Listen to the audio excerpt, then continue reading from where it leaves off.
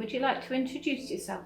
My name is Leslie and I'm a carer for my brother. My neighbour. My son. My partner Wayne. My daughter. My husband, my mum, and now my brother. Liam was born with special needs, mentally and physically. He needs our support 24 hours a day. I've been an unpaid carer for my partner for around 11 years. He suffered 4 strokes in 2009 and then had a severe medical episode last year, which led to me losing my carer's allowance. We were facing homelessness. When my brother had a stroke, there was nothing. And I found myself absolutely floundering. I had no backup, there was no risk assessment, there was absolutely nothing to help me when I got him home, having been in hospital for 11 weeks. I had to make the big decision to move out of my house, where I'd lived since '97 and brought up my 3 children. I couldn't afford the mortgage, couldn't afford the energy. My friends and family were feeding me because it was that or a food bank. And I've gone from a 4-bedroom home to now having a cupboard in the kitchen, a shelf on the fridge, and a drawer in the freezer, and it's me and my lovely dog. This picture is me going to Tesco. This is my me time because it's the time alone without my children, but it's not actually my me time.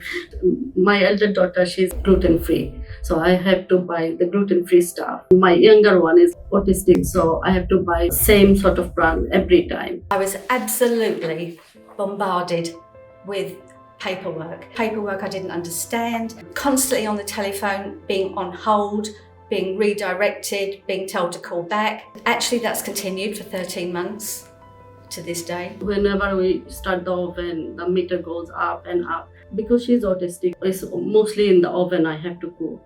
And because I have a gluten tolerance daughter as well, so we have to cook separate meal.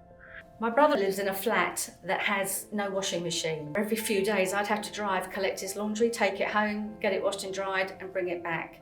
It was relentless because you had to do like these really strong washes. It was really, really awful. And I did go to the laundrette and the lady said, "That really does rather smell, so could you not bring it in?" Finally, we found a laundry service that would come and collect the laundry that is 2 bags a day. They just come up, they collect the laundry, they take it downstairs. It costs us a lot of money. The council will only give me £1.41 a week towards laundry. His laundry costs £18 a load. He accesses the medical health service, but all other expenses we have to fund, things like chiropractors, chiropodists and various things like that. We look after him from his head to his feet. This is Liam getting his feet pampered with for my wife, but we love it. If you're caring for a person, it's like cost a lot of fuel. We go like every day 2-3 appointments. Every time we drop her school, and then within 5 or 10 minutes we get a call from school to pick her up. Fuel price is like high at the moment. I made this beautiful meal out of food that I'd rummaged from a bin. It was a tasty and nutritious meal that somebody else had thrown away. I feed my cat before I feed myself. One of the things that comes with being double incontinent, the bins get filled up so quickly. So we now have an extra bin to just help cope with volume of waste that we have. That was so simple, but no one told us. This picture is my lovely soup kitchen, and I hadn't eaten a hot meal for a week and I was desperate and I was hungry. Yeah, that's gonna make me want to cry, that one. They fed me for a long time. The meter is most of the time in the red because oven food cost a lot of money. I've come to rely on resources from Grounded Community, who provide me with a food box every Friday of foods that would otherwise go to waste. And they also operate a social canteen on a Friday. I've come to rely on things like that, including the small amount of cashback I get from using a carer's prepaid debit card. My final picture is more food that somebody had thrown in the bin, and I took it out, but I washed it and that fed me for a week. Somebody shouldn't be in that position. Yeah. The hospital is like our second home.